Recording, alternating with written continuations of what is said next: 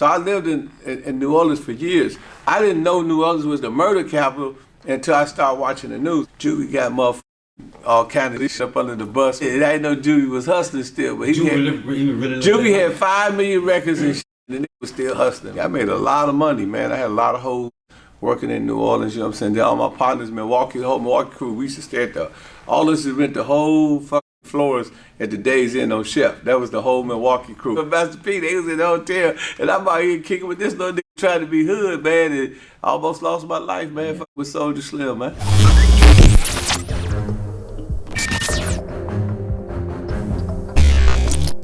Say, bro, so you seen eras.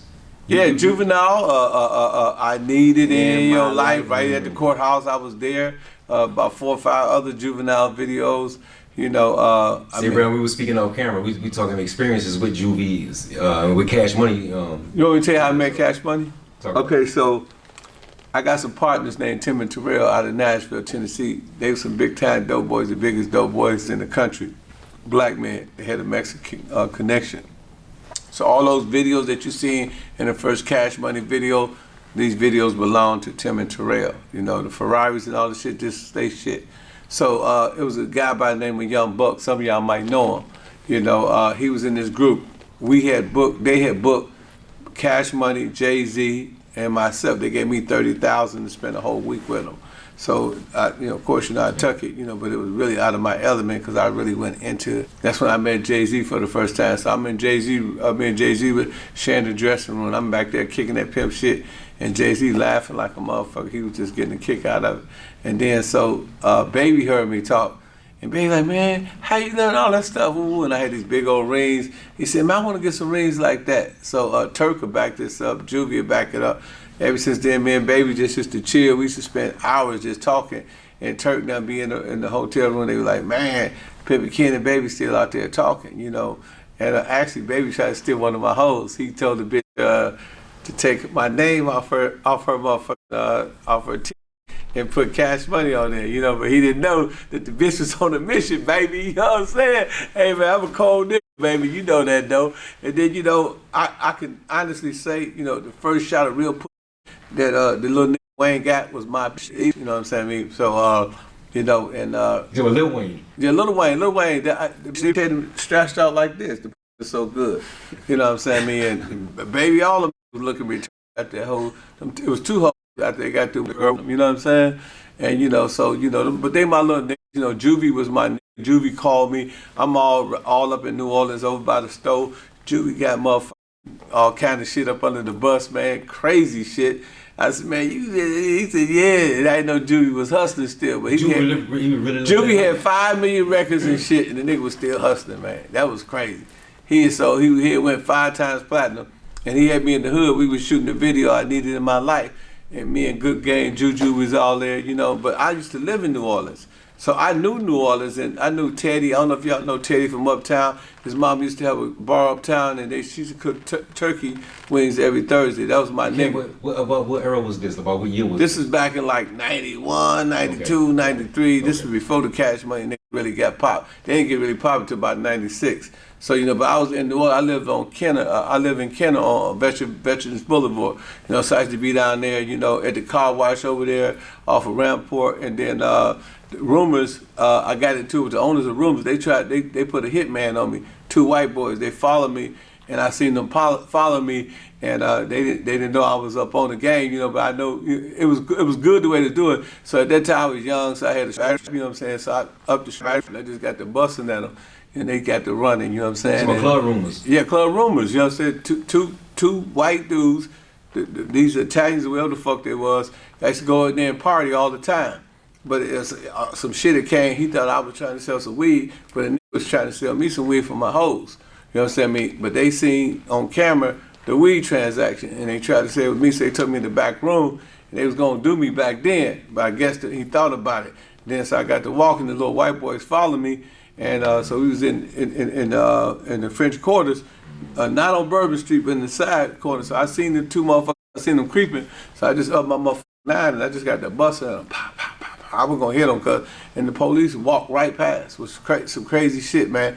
And I threw the pistol up on the car. I'm like, man, they shooting. You know what I'm saying? The police didn't even No, it was me. Say, bro, listen, I mean, you got an interesting story, and I know we got to get into the. Oh man, I used to have my hoes on Bourbon Street. You know what I'm saying? Me on Canal Street, Chef Highway when the casino was over there, Days Inn, all that shit, man. Shishi's, the little strip club, I had the hoes working the motherfucking, what they call that shit, the little Chinese massage parlors over there. So I lived in New Orleans for years. I didn't know New Orleans was the murder capital until I started watching the news. I'm driving one day and I'm coming up the highway. I forgot there was a 10 or something. I'm coming up the highway and 3 niggas just stretched out, all of them dead, triple homicide. And that's when I don't know, most niggas will know, this used to be a barbershop right off of Canal Street. It's an old black man. He had some big ass hands. He used to be cutting all the niggas' hair. And he the one told me, he said, man, this is you in the murder capital.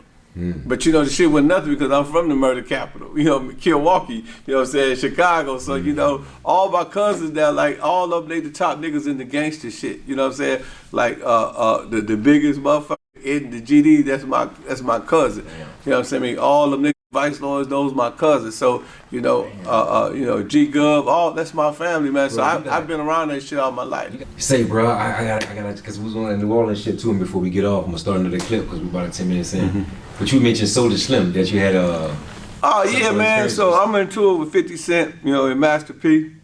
So we in the hotel, Soldier come up. He said, hey, he was a fan, right? You know, because that Pimps Up, Hoes Down was #1 in the country. Over 1 billion people seen it. So when we went downstairs, you know what I'm saying? I mean, I get in the car with him. He had the white Escalade. So I'm sitting in the car with him. Some little nigga coming to bust his motherfucking ass up. You know, and I'm sitting in the car, and he did some New Orleans shit and something, man. Them little niggas kept on going. But them niggas, I seen them. I'm on the passenger side. I said, man, who these little niggas? Man, they some little young niggas, like about 16, 17. They wasn't even no grown niggas. You know, Soldier, he had to be about 30, son. You know what I'm saying? We just in the car, and he wanted me to talk that pimp shit, you know, and you know, he was a fan. He was like a real fan. And I'm looking at these little niggas, man, and thank God they left, man. But the hotel was right there, so 50, all of them niggas, they could have helped me, you know, Master P, they was in the hotel, and I'm out here kicking with this little nigga trying to be hood, man, and I almost lost my life, man, fucking with Soulja Slim, man. Damn, man, in New Orleans. In New Orleans, but you know, I've been in a lot of shit in New Orleans. I've been in a lot of, you know, shit. Some niggas try to rob me. I mean, what's that, that motherfucker, Lil Darlings or something? That's in the French Quarter, the black club. Is it called Lil Darlings?